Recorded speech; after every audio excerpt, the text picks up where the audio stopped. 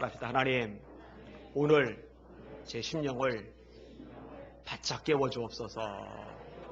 옆 사람 축복하며 기도하세요. 이렇게 말씀해 주세요. 하나님의 영으로 새로워지십시오. 아멘. 플러스 인생이라는 잡지가 있어요. 거기 이제 홈에 제 글이 연재가 되고 있어요. 근데 저 말고 또 귀한 분들이 연재를 하고 계세요. 예를 들어서 송기론 목사님, 아마 대부분이 아실 겁니다. 하이 패밀리의 대표시죠. 가정사역자의 넘버원으로 꼽히는 분이세요. 그 다음에 김성일 장로님, 땅끝에서 오다, 땅끝으로 가다, 홍수 이후, 기타 등등 수십 권의 책을 쓴 베스트셀러 작가입니다. 제 서재에도 여러 권 있어요. 그 다음에 벤 토레이 신부님이 또 연재를 합니다. 사실은 이분보다는 이분의 아버지가 더 유명해요. 대천덕 신부님, 예수원. 그럼 이제 모르는 사람이 없을 정도로 유명하죠. 그 아들 되시는 분이 이어서 하고 있고, 그분이 또 연재를 하고 있어요. 또 한 분이 이제 대단한 여성분인데 손영선 대표라는 분입니다. 영상과 디자인을 전공을 했고요. 문화 엔터테인먼트 회사를 차렸어요. 키네마인, 여기 이제 대표이고, 기업이나 관공서에서 부탁을 하면은 그런 기업이나 관공서에서 다큐멘터리를 만들어서 이렇게 해주는 실력가입니다. 다수의 다큐멘터리를 연출을 했고 출판과 공연 또 다양한 문화 활동과 작품들을 내고 있어요. 특별히 놀라운 작업을 하나 하고 있는데 역사 바로 세우기. 그러니까 머리가 있다는 얘기죠. 역사를 꿰뚫어보는 통찰력이 있다는 얘기죠. 최근에 올린 글 중에 하나는 일본 역사 왜곡 문제에 대한 문화적 대응, 또 하나는 공연 예술계의 기독교의 영향력 확대. 그래서 야, 이렇게 대단한 여성이 있구나, 엄청난 여성이 있구나, 만나보고 싶은 마음이 들더라고요. 근데 제가 예전에 설교 중에 얘기했습니다만 하나님이 어느 때인가부터 제 마음속에 누군가를 만났으면 좋겠다라고 생각하면은 알아서 하나님이 만나게 해주세요. 참 기가 막히게 만나게 해주세요. 이분도 역시 마찬가지가 되었어요. 제가 페이스북에 글을 남겼는데 누가 글을 달았어요. 자매분인데 얘기하는 중에 자기 언니가 손영선 대표래요. 자기 언니가. 그러더니 이제 찾아오기로 했어요. 다다음 주에 올 겁니다. 동생 자매도 이제 글을 쓰는 그런 자매예요. 그런데 이야기를 나눈 중에 알게 된 것이 있는데 이 대단한 언니분이 말기암이더라고요, 지금. 그 얘기 듣는데 마음이 좀 아팠어요. 말기암이라고 그러면 이제 의술로는, 의학으로는 사실 좀 힘든 상황일 수 있잖아요. 그래서 곧바로 제가 시를 한 편 지어서 올려줬습니다. 제목이 다 괜찮습니다. 들어보세요. 다 괜찮습니다. 끝까지 하늘 가리는 먹구름은 없으니까요. 터널이 동굴인 양 막혀 있을 수는 없으니까요. 세상을 다 삼켜버린 눈도 곧 녹아버리잖아요. 사납게 밀려들던 파도도 결국 밀려가잖아요. 1년입니다. 2년. 다 괜찮습니다. 아직 살아있지 않나요? 생명은 언제고 피는 법. 버려진 씨앗 하나가 나무를 이루잖아요. 눈물이 나면 흘려요. 그러다 닫고 일어서요. 그리고 웃는 거예요. 안면 근육이 멀쩡하잖아요. 그랬더니 이제 너무 좋아해서 제가 댓글로 달았는데 자기 담벼락에다 올려다 놓고 또 제 글 밑에는 이렇게 댓글을 달았어요. 목사님 멋진 시입니다. 눈물이 핑글. 주님 안에서 사랑하고 축복합니다. 목사님 기도하면서 주신 마음이 상처 입은 치유자라는, 저보고 상처 입은 치유자래요. 헨리 나우에는 별로 좋아하지는 않지만 헨리 나우안의 책이거든요. 그의 책 제목이기도 한 이 구절이 떠올랐어요. 정말 감사합니다. 근데 이 자매분만이 아니라 여기는 여러분들 가운데도 가슴앓이 하는 분이 있을 거예요. 때로 힘들고 속상하고 눈물 나고 답답하고 미칠 것 같고 그런 모든 분들에게도 시를 들려드리고 싶었어요. 다 괜찮습니다. 오늘 본문의 다윗은요, 최악의 상황입니다. 정말 밑바닥 인생을 경험을 해요. 그런데 다 극복을 하죠. 도저히 살 수 없는 최악의 상황이지만은 결국은 괜찮은 거였어요. 결국 유익이 되었거든요. 오늘 설교의 제목입니다. 한번 따라합시다. 괜찮습니다. 다 괜찮습니다. 한 번 더. 괜찮습니다. 다 괜찮습니다. 아멘. 자, 다윗의 처지를 한번 살펴볼게요. 어떤 면이 비참한가? 첫 번째로 1절에서 6절까지를 같이 읽을게요. 시작. 다윗이 노베 가서 제사장 아히멜렉에게 이르니 아히멜렉이 떨며 다윗을 영접하여 그에게 이르되 어찌하여 내가 홀로 있고 함께하는 자가 아무도 없느냐 하니 다윗이 제사장 아히멜렉에게 이르되 왕이 내게 이를 명령하고 이르시기를 내가 너를 보내는 것과 내게 명령한 일은 아무것도 사람에게 알리지 말라 하시기로 내가 나의 소년들을 이러이러한 곳으로 오라고 말하였나이다. 이제 당신의 수중에 무엇이 있나이까? 떡 5덩이나 무엇이나 있는 대로 내 손에 주소서 하니 제사장이 다윗에게 대답하여 이르되 보통 떡은 내 수중에 없으나 거룩한 떡은 있나니 그 소년들이 여자를 가까이만 하지 아니하였으면 주리라 하는지라. 다윗이 제사장에게 대답하여 이르되 우리가 참으로 3일 동안이나 여자를 가까이 하지 아니하였나이다. 내가 떠난 길이 보통 여행이라도 소년들의 그릇이 성결하겠거든 하물며 오늘 그들의 그릇이 성결하지 아니하겠나이까 하매 제사장이 그 거룩한 떡을 주었으니 거기는 진설병 곧 여호와 앞에서 물려낸 떡밖에 없었습니다. 이 떡은 더운 떡을 드리는 날에 물려낸 것이니라. 아멘. 다윗이 아히멜렉을 방문했는데 아히멜렉이 다윗을 보고서 떨면서 영접을 해요. 왜 떨면서 영접을 했을까? 이유가 있어요. 다윗이 그만큼 유명한 사람이에요. 신분이 높아요. 왕의 사위입니다. 왕 사울의 딸인 미갈이 다윗의 아내이거든요. 어마어마한 분이 찾아온 거예요. 떨면서 영접을 해요. 그러면서 물어요. 그런데 어떻게 혼자입니까? 그렇게 높으신 분이 혼자 다닐 리가 없잖아요. 수행원들이라도 있어야 되는데, 정비병들이라도 있어야 되는데. 다윗이 대답을 합니다. 왕이 나에게 은밀한 것을 명령하셨는데 그래서 혼자 왔습니다. 사실은 거짓말이죠. 다윗이 거짓말을 했어요. 하나님의 사람 다윗이 거짓말을 했어요. 근데 어쩌면 이 거짓말은 아히멜렉을 배려한 겁니다. 여러분, 다윗을 편들어주거나 다윗을 영접해주거나 다윗에게 뭔가를 공급해주면요 그 사람은 사울 눈밖에 납니다. 죽어요. 한 집안도 몰살을 당합니다. 아히멜렉이 나중에 변명할 수 있는 거리를 주는 거예요. 왕이 저는 몰랐습니다. 다윗이 말하기를 왕이 은밀한 일을 시켜서 왔다고 그랬습니다. 저는 그런 줄로만 알았습니다. 이렇게 대답할 수 있는 여지가 있는 거죠. 근데 이 아히멜렉이요 좀 고지식해요. 나중에 사울왕 앞에 호초를 당했는데 그냥 적나라하게 있는 그대로 대답을 해요. 다윗 존귀한 사람 아닙니까? 이것 때문에 왕의 눈밖에 나서 그 집안이 다 죽임을 당해요. 자, 아무튼 본문으로 돌아와서 이런 대답을 주고받은 다음에 다윗이 무엇을 요구하느냐 이렇게 말합니다. 이제 당신의 수중에 무엇이 있습니까? 떡 5덩이나 무엇이나 있는 대로 내 손에 주소서. 지금 다윗이요 먹을 게 없는 거예요. 굶주리고 있는 거예요. 천하의 다윗이 지금 먹을 게 없어요. 굶주리고 있어요. 여러분 얼마나 비참합니까? 아히멜렉이요 진설병을 줍니다. 이 진설병은 제사장들이 하나님 앞에 이렇게 드리는 떡이 있잖아요. 성막 안에, 성전 안에 이렇게 딱 진열해 놨던 떡. 이 떡은 사실 원래 일반인은 먹으면 안 돼요. 제사장들만 먹어야 돼요. 그런데 다윗에게 준 거죠. 생명이 더 중요하니까. 나중에 신약시대에 예수님께서 이거를 인용하십니다. 예수님의 제자들이 이삭을 비벼서 먹는데 안식일에 그랬거든요. 그랬더니 사람들이 막 뭐라고 하는 거예요. 안식일에 하지 못할 일을 한다고. 그 당시에는 다윗이 이미 모두의 존경을 받고 모두의 인정을 받아요. 하나님의 종, 하나님의 선지자로서.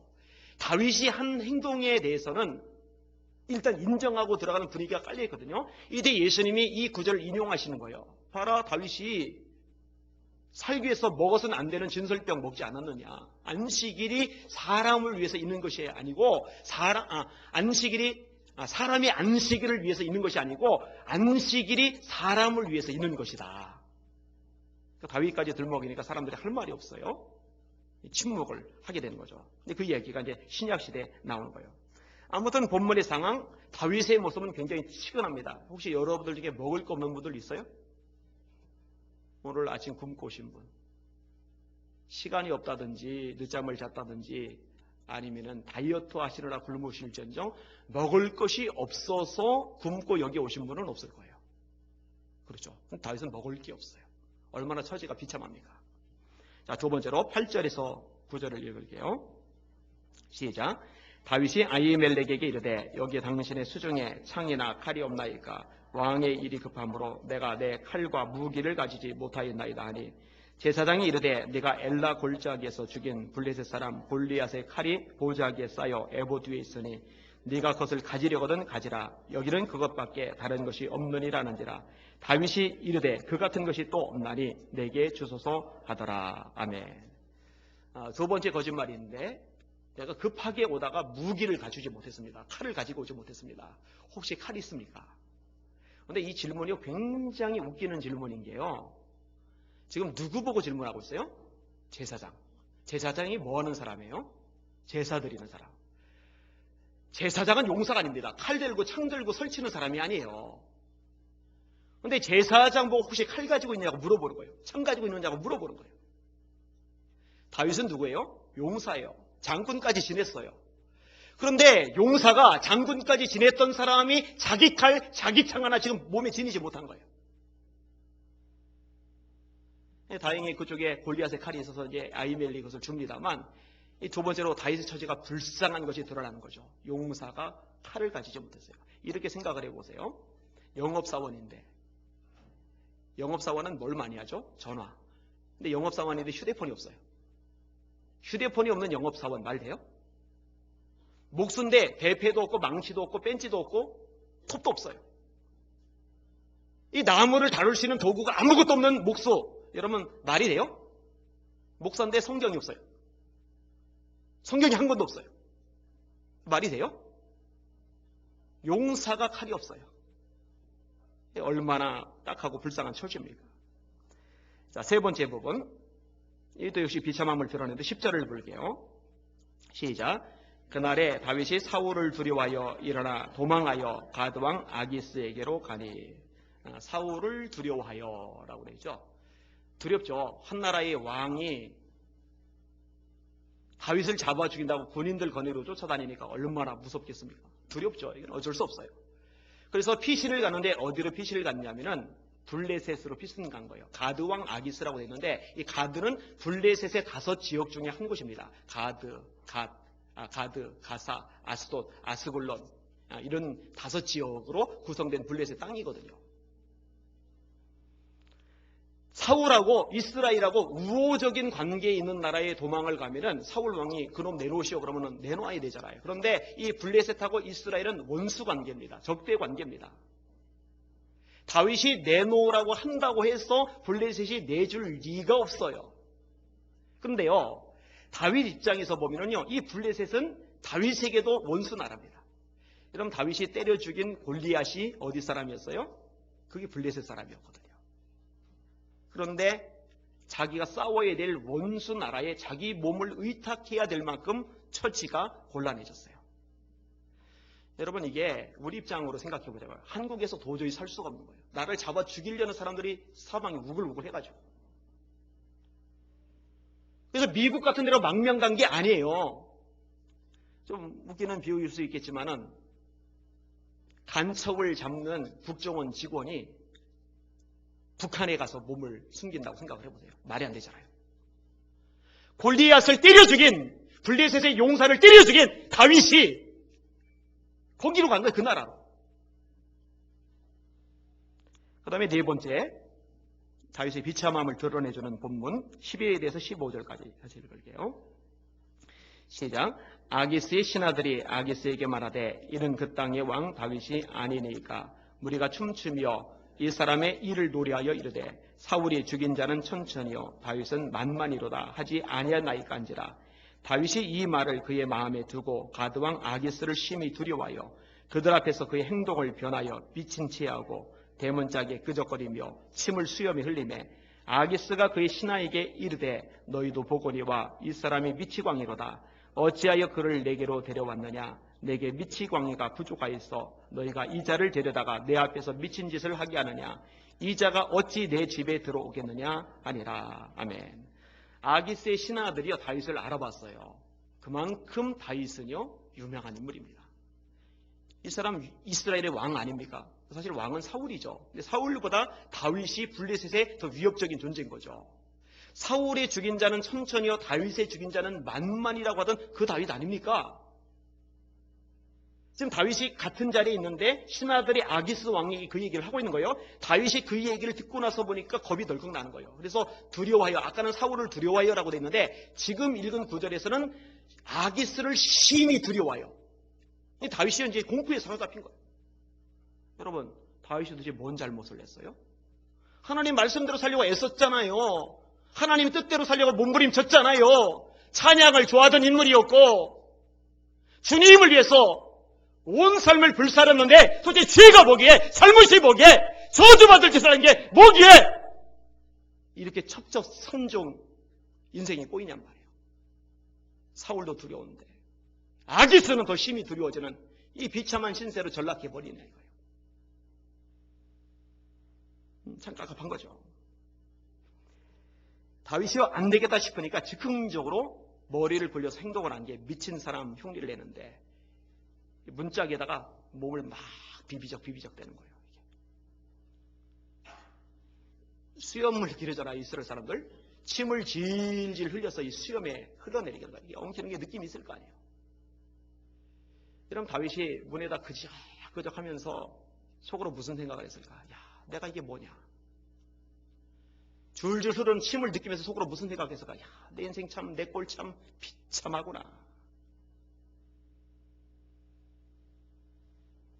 살기 위해서 했지만은 참 죽고 싶었을 거예요. 죽는 게 낫다는 생각도 들었을 거예요. 이런 일을 다윗이 겪었어요. 그런데 이번만 겪은 게 아니라 이런 굴레를요 참 여러 번 겪어요. 근데 여러분, 이런 것을 겪는 다윗이요 가장 기초적인 것, 가장 본질적인 것, 그것을 놓치지 않고 이어가요. 그게 다윗에게 힘이 돼요. 능력이 돼요. 고난을 뚫고 나가는 원동력이 돼요. 그 모든 것이, 그 모든 고난이 다 괜찮아지는 상황이 돼요. 오늘 그 부분에 대해서 다룰 거예요. 오늘 본문에 국한되지 않고 첫 번째 생각해 볼 수 있는 것이요, 다윗의 기도 생활입니다. 여러분, 다윗은요 혼자 절망에 빠져 청승 떨지 않고 기도를 드렸는데요. 제가 구절을 몇 개를 읽어드릴게요. 시편 4편인데 1절에 내 의의 하나님이여 내가 부를 때에 응답하소서. 곤란 중에 나를 너그럽게 하셔사오니 내게 은혜를 베푸사 나의 기도를 들으소서. 시편 5편에 역시 다윗의 시편입니다. 여호와여 나의 말에 귀를 기울이사 나의 심정을 헤아려 주소서. 나의 왕 나의 하나님이여 내가 부르짖는 소리를 들으소서. 내가 주께 기도하나이다. 여호와여 아침에 주께서 나의 소리를 들으시리니 아침에 내가 주께 기도하고 바라리이다. 특별히 이 시편 5편 3절은 런던의 전당포에서 고생하며 일하던 한 소년이 잡고 기도하던 기도 제목이었어요. 아침에 내가 기도하고 주께 바라리이다. 절망적인데 먹고 사는 게 힘든데 고하니까 혼자 일하니까. 근데 이 말씀 잡고 기도했는데 하나님이 이 말씀 잡고 기도한 그 기도 응답하셔서 위대하게 쓰셨죠. 그게 이제 구세군의 창시자인 윌리엄 부스 얘기죠. 시편 6편에 이렇게 말씀합니다. 여호와께서 내 간구를 들으셨으며 여호와께서 내 기도를 받으시리로다. 내 모든 원수들이 부끄러움을 당하고 심히 떨미어 갑자기 부끄러워 물러가리로다. 이 믿음의 고백이기도 한데 지금 다윗이 창피를 당하고 있어요. 다윗이 지금 부끄러움을 겪고 있어요. 그런데 하나님 앞에 기도를 해요. 그 고백 속에 어떤 내용이느냐? 하나님께서 마침내 내 기도를 들으셔서 내가 아닌 원수들이 부끄러워하게 하실 것이다. 믿음으로 그렇게 고백을 하는 거예요. 이런 기도의 내용들을 수없이 찾아볼 수가 있어요. 여러분, 다윗은요 기도의 능력을 믿고 있었어요. 그 기도의 능력을 활용했어요. 그리고 그 결과와 열매를 엄청나게 거둬들였어요. 여러분, 다윗만이 아니라 진정한 하나님의 사람들은 각각의 시대 속에서 기도자로 살았던 사람들입니다. 여러분, 하나님이 귀하게 쓰셨던 사람 중에 기도자 아니었던 사람 아무도 없어요. 그리고 저는요 여기는 여러분들이 하나님이 쓰실 만한 기도자가 되기를 원해요. 기도하시기를 주님의 이름으로 축원합니다. 오늘날 영적으로 죽어있거나 거의 죽어가는 교인들이 부지기수입니다. 기도를 영적 호흡이라고 그러는데 숨을 안 쉬는 거예요. 숨을 안 쉬니 죽죠. 숨을 안 쉬니 죽어가죠. 여러분, 숨 쉬세요. 제발 숨 좀 쉬세요. 제발 숨 좀 쉬세요. 이게 목사로서 할 얘기가 아닌데 어떻게 요청할 게 따로 있지 숨 쉬라고 요청을 합니까? 여러분, 깨어 기도하시길 주의 이름으로 축원합니다. 기도하셔야 돼요. 특별히 이제 고난주간 맞아서 좋은 기회가 생겼잖아요. 특별 새벽 기도 오세요. 다 오세요. 집사님들, 권사님들, 장로님들 뿐만 아니라 청년들까지 다 출석을 부를 거예요. 오셔요. 오셔서 기도하시고 고난주간 특별히 성금요일 주님이 죽음 당하신 그날 오셔서 기도하시길 바랍니다. 두 번째로 다윗이요 찬양이라는 가장 기초적이고 단순한 이 진리를 잘 붙잡고 있죠. 다윗의 시편들은 찬양으로 가득 차 있습니다. 오늘 본문 상황보다 다윗이 더 비참하던 때가 있어요. 그게 언제냐면요, 다윗의 아들인 압살롬이 다윗을 죽인다고 활 들고 창 들고 쫓아올 때. 여러분, 얼마나 창피했겠어요. 신하들 앞에서. 얼마나 비참했겠어요. 사람들 앞에서. 이거는 자기 혼자 고난 당하는 것보다 더 힘든 거예요. 성경이 이렇게 말씀합니다. 전령이 다윗에게 와서 말하되 이스라엘의 인심이 다 압살롬에게로 돌아갔나이다 한지라. 다윗이 예루살렘에 함께 있는 그의 모든 신하들에게 이르되 일어나 도망하자. 그렇지 않으면 우리 중 한 사람도 압살롬에게 피하지 못하리라. 빨리 가자. 두렵건대 그가 우리를 급히 따라와 우리를 해하고 칼날로 성읍을 칠도하노라. 여러분, 이거 완전히 개망신을 당하고 있는 건데, 신하들 앞에서 압살롬이 오면은 우리 다 죽는다. 나도 죽고 너희도 죽는다. 그러니 도망하자. 아들이 오면, 자기가 낳은, 자기가 키운 아들이 오면 우리 다 죽는다. 우리 빨리 도망가자. 이거는 정말 창피한 일이에요. 15장 30절에 다윗이 감람산 길로 올라갈 때에 그의 머리를 그가 가리고 맨발로 울며 가고 그와 함께 가는 모든 백성들도 각각 자기의 머리를 가리고 울며 올라갑니다. 왕이 신발이 없어요. 얼마나 급하게 도망갔는지 맨발로 도망가요. 맨발로. 질질 울면서 눈물 줄줄 흘리면서 맨발로 왕이 지금 도망을 가고 있어요. 꼬락서니 참. 이 정도쯤 되면 죽는 게 낫다 싶죠. 그죠? 어떻게 이런 망신을 당하고 삽니까? 근데 여러분, 이때 쓰여졌던 시가 시편 3편입니다. 그래서 그 시편 3편 그 윗부분에 가로친 내용을 보면 이렇게 써 있어요. 다윗이 그의 아들 압살롬을 피할 때에 지은 시. 1절 2절에 탄식이 나오는데 여호와여 나의 대적이 어찌 그리 많은지요 일어나 나를 치는 자가 많으니이다. 많은 사람이 나를 대적하여 말하기를 그는 하나님께 구원을 받지 못한다나이다. 대적이 많은 데다가 사람들이 수근수근 되는 거야. 야야야, 봐봐, 다윗 저놈은 하나님께 도움받지 못하는 인간이야. 하나님께 구원받지 못하는 인간이야. 하나님께 미움을 지독하게 받아서 적골 저 모양이야. 봐봐, 다윗 좀 봐. 다윗이 알아요, 그런 걸. 그런데 놀랍게 그 다음 구절에 이렇게 다윗이 말을 합니다. 여호와여 주는 나의 방패이시오 나의 영광이시오 나의 머리를 드시는 분입니다. 할렐루야. 이 뒷부분도 마찬가지예요. 찬양이 나와요. 죽을 것만 같은데, 너무 힘든데, 괴로운데, 속상한데, 너무 창피한데 그냥 절망하고 좌절하고 이제 끝이야 주저앉는 게 아니라 그 와중에도 찬양은 안 놓아요.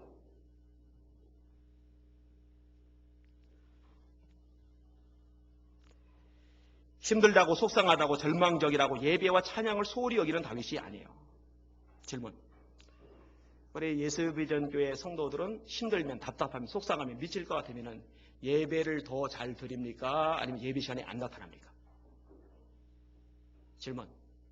우리 예수비전교회 성도는 힘들 때 정말 속이 뒤집어질 것 같을 때 그때 예배당에 와서 입을 꼭 다물고 있습니까? 아니면 입을 열고 전력을 다해 하나님을 찬양하십니까? 잘 점검해 보세요.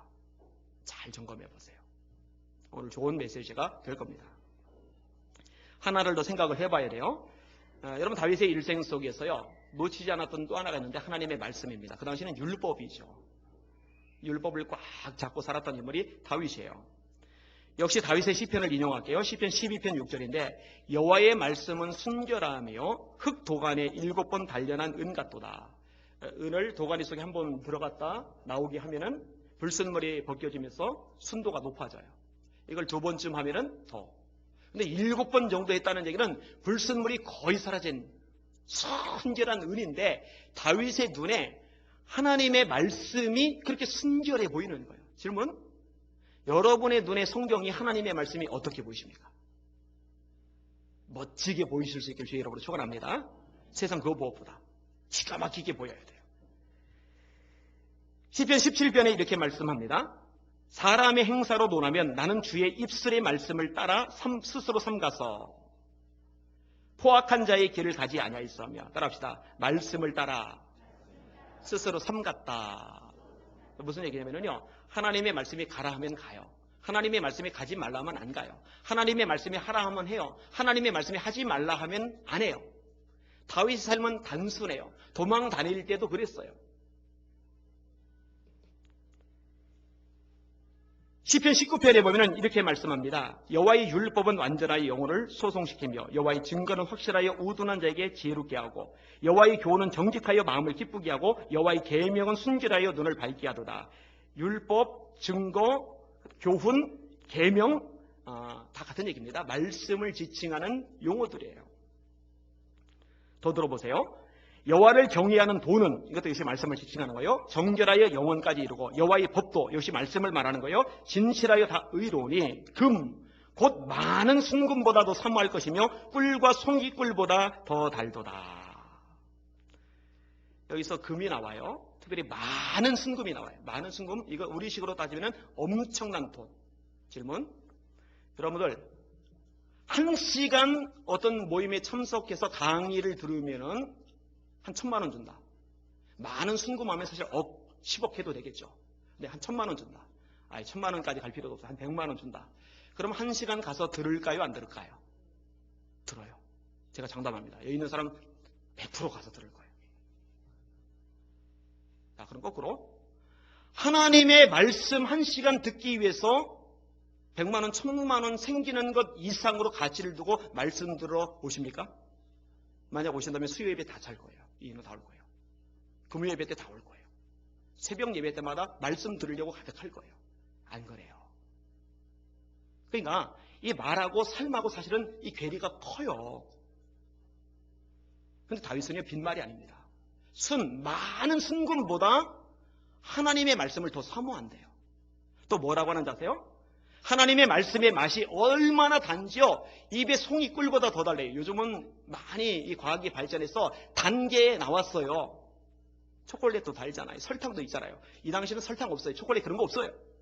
제일 단 게 뭐냐면은 송이 꿀이에요. 근데 하나님의 말씀의 맛이 얼마나 단지 송이 꿀보다 더 달래요.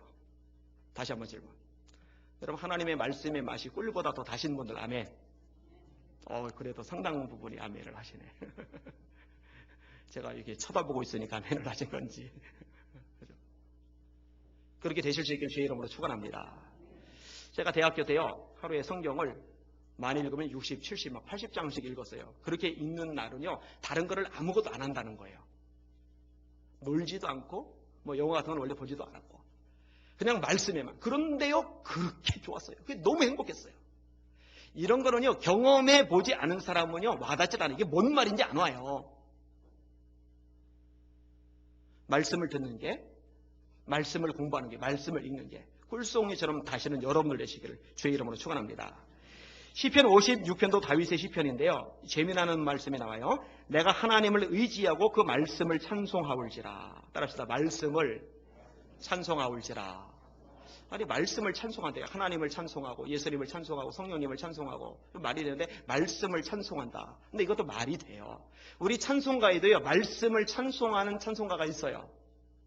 달고 오묘한 그 말씀, 생명의 말씀은 귀한 그 말씀 진실로 생명의 말씀이 나의 길과 믿음 밝게 보여주니 아름답고 귀한 말씀 생명샘이로다.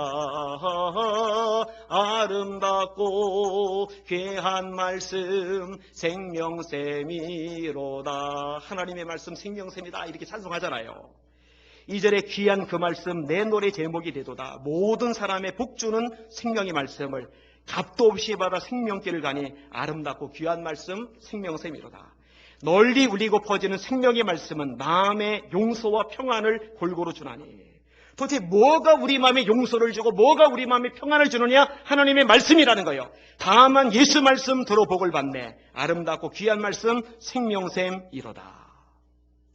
하나님이 여호수아에게 하셨던 말씀이 있잖아요. 이 율법책을 네 입에서 떠나지 말게 하고 주야로 그것을 묵상하여 그 가운데 기록한 대로 다 지켜 행하라.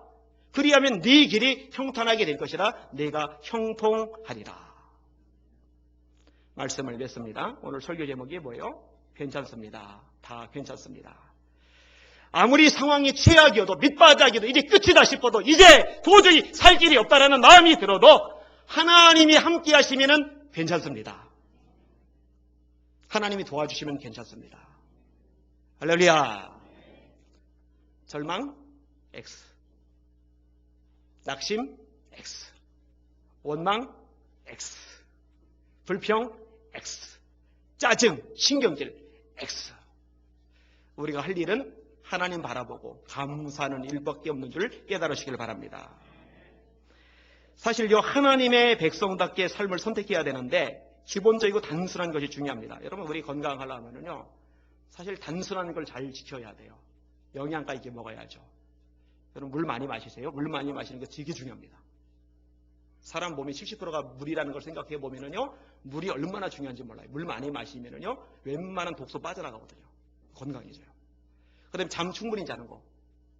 그 다음에 운동하는 거. 운동 반드시 하셔야 돼요. 우장면 운동하셔야 돼요. 어제 이 지역 돌면서 걸으면서 기도하다가 어디 가냐고, 그러니까 우장노님하고 김고사님 있어서 얘기하다가 우장노님 걸으시라고 그랬는데, 걸어야 돼. 자꾸 움직여야 돼요.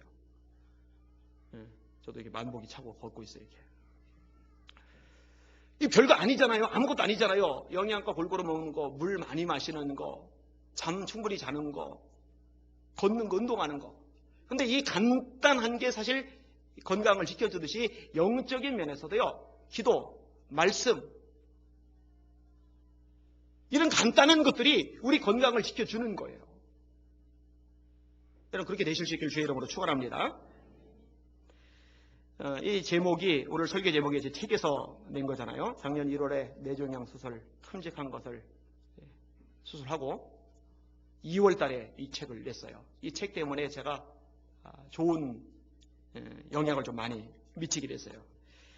예산 감리교 장로의 정기총회 때 제가 설교하러 갔잖아요. 사실 감리교 목사님들이 저한테 알려준 건데, 감리교단에 특별히 장로회 같은 거, 그것도 정기총회 때 타교단 목사, 그것도 젊은 목사 부르는 일은 없대요. 근데 왜 불렀냐 했더니, 그 장로회 회장 되시는 장로님이 제 책을 읽고서 감동을 무진받은 거예요. 그날 말씀 가운데 하나님 역사하셨고, 가져간 책 다 팔렸고, 그 장로님이 이전사한테 전화해가지고 또 책을 추가로 주문을 했어요. 제가 한번 인용을 했죠. 여의도 순복교 이용원 목사님이 작년 5월 5일자 대예배 시간에 제 설교를 했잖아요. 화면에 제 사진까지 띄워주면서. 들어보면 돼요. 한참 설명을 해줬어요. 근데 그분의 설교 내용 중에 인상 깊은 거, 제 책을 손에 댔는데 다 읽을 때까지 놓을 수가 없었대요. 우리 성도들은 다 읽었겠죠? 혹시 안 읽고 보관만 해놓고 있으세요? 그러면 제가 진짜 실망할 거예요. 진짜 섭섭할 거예요. 의정부 광명교회라고 있어요. 그 중에서 가장 강력한 영향력을 끼치는 교회인데, 특별히 최남수 목사님 옛날에 극동방송에서 예수꾼 만들기라는 책으로 아주 히트를 쳤던 분이에요. 기도운동이 아주 유명한 분이죠. 얘도 역시 제 책을 읽고 저를 초대를 한 거예요. 신봉교회 장로교회인데 설교를 갔더니 사모님이 저보고 물으세요. 목사님, 요즘도 기도할 때 왔다 갔다 하세요? 그래서 왜, 무슨 소리죠? 했더니 제 책에 그 내용이 나오는 거예요. 걸으면서 기도하는 거. 요즘도 제가 이렇게 왔다 갔다 하면서 이렇게 기도를 하잖아요.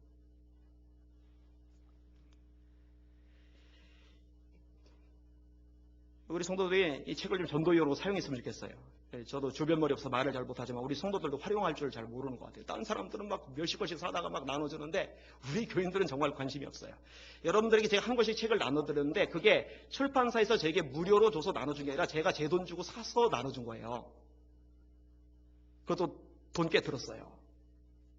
다음부터는 그렇게 안 할 거예요. 그렇게 하면 안 될 것 같아요. 본인이 사도록 해야지. 요즘 운전할 때마다 제가 되게 감사해요. 왜냐면 앞이 잘 보이니까. 수술하기 전에 앞이 안 보이니까, 제대로 안 보이니까 감으로 운전하고 다녔거든요. 그래도 감이 좋은 것 같아요. 제가 감으로 잘 피해 다니니까, 이게 제대로 안 보이는데도. 근데 지금은 너무 잘 보이니까, 이정표도 너무 잘 보이니까. 이 안경은 도수 없는 패션 안경이고 설교할 때만, 그리고 대중 앞에 설 때만 써요. 요즘 평상시에는 아예 벗고 다녀요. 어제 돌잔치 가서 기도해 줬는데 거기에 갈 때도 그냥 안경 벗고, 사람 만날 때 안경 벗고 다녀요. 근데 문제는 이제 도수가 없다 보니까 재미나는 일도 생겨요. 지지난주인가 그 식당에 지하에 있는데 누가 저보고 목사님 안경알이 없어요. 그러니까는 왼쪽 안경알이 없어진 거예요. 그러니까 안경알이 없이 제가 설교를 했고 여러분들 아무도 눈치를 못 챘던 것 같아요. 그랬더니 은영 자매가 아니 어떻게 안경알이 빠졌는데 그걸 몰라요? 모를 수밖에 없는 게 도수가 있으면 금방 눈치를 채는데 도수가 없으니까 있으나 없으나 똑같더라고요. 저게. 그래도 생각해보니까 이런 에피소드 자체가 감사해요. 시신경 망가지면 복구가 안 된다고 말하지만 그건 의사가 하는 얘기고 그건 과학이 하는 얘기고 그거는 의술이 하는 얘기고 하나님은 창조주이시고 창조주이신 하나님께서 만져주시면 괜찮아요. 여러분 시신경 뿌리겠어요? 제 인생, 여러분의 인생이 그래요. 하나님께서 만져주시면 회복됩니다. 하나님께서 역사하시면 일어납니다. 하나님께서 축복하시면 막힌 담 허물어지고 하나님의 능력에 하나님의 기적에 하나님의 역사가 나타납니다. 괜찮습니다. 다 괜찮습니다. 기도합시다.